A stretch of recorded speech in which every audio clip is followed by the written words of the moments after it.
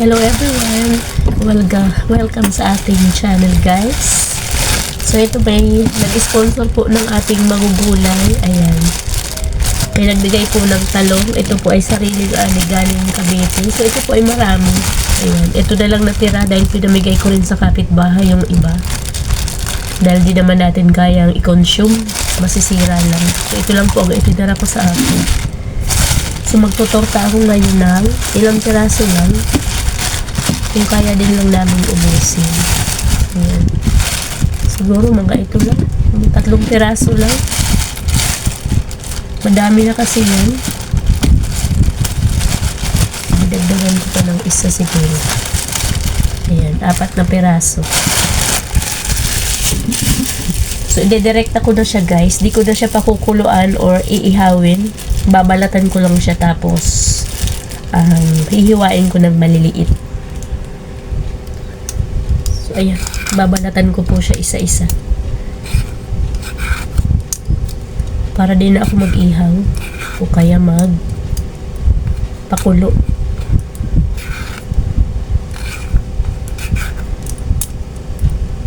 So, maraming salamat sa boss ni Kebs.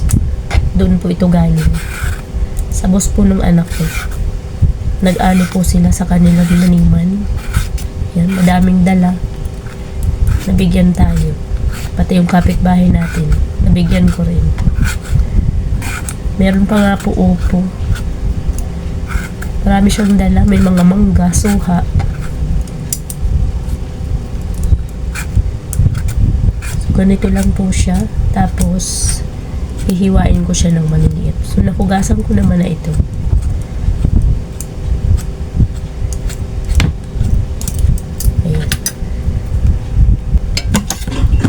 So, ayan guys, nabalatan na natin yung 4 na piraso. So, hiwain na natin ito. Malilit. Ayan, wala naman siyang uod. Hiwain natin ng maninipis para pumadali siyang maluto. Maganda siya, oh. Puti pala yun. Walang buto. O, mura pa. Sakto lang siya. Hindi siya masyadong malaki. Maganda rin sa ganito guys. Kitang-kita natin kung may uod siya. Tatanggal natin agad. Ayan. Natin siya. So ito na guys yung ating 4 na pirasong talong na maliliit. Ayan. Madami-dami na rin siya. So lagyan na natin ng sibuyas.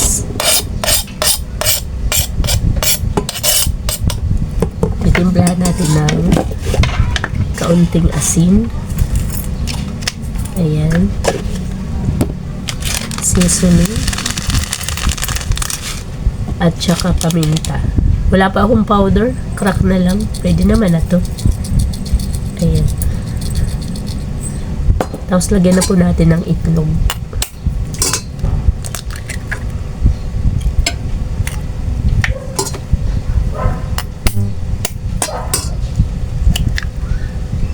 So, ayan, ganyan lang po siya. Mabilis lang siya. Tapos, haluin natin. Tapos, maya-maya po ay atin ng piprituhin. So, ayan, wala nang laga-laga po nung talong. Wala nang ihaw-ihaw. So, pwede na po ito. Sa mga nagmamadali magtorta. Ayan. Ito na po yung paraan. Pero sa mga wala naman pong pinagkakaabalahan, sa totoo lang, mas sarap po yung inihaw, mabango. Sa torta or sa ensalada, masarap po yung iniihaw. So, ito ay mga pagmadalian lang. Ayan. So, mainit na yung ating mantika, guys. So, prituhin na natin siya.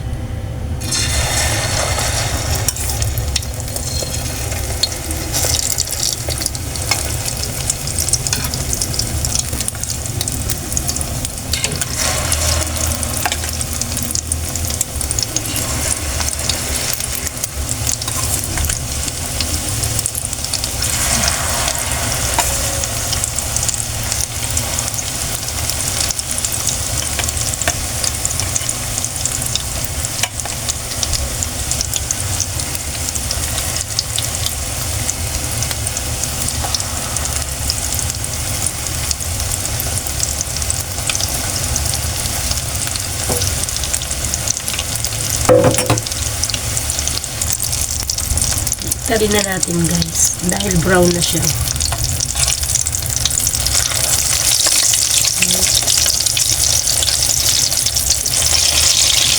Ang bango. Mabango po sa torta pag maraming sibuyas at paminta. Di ba po? Ang galing. Diba pag madali ang torta, no need ng mga ihaw-ihaw or laga-laga ng gulay. So yan guys, okay na, luto na yung ating tortang talong. Ayan. So parang muntik na masunog.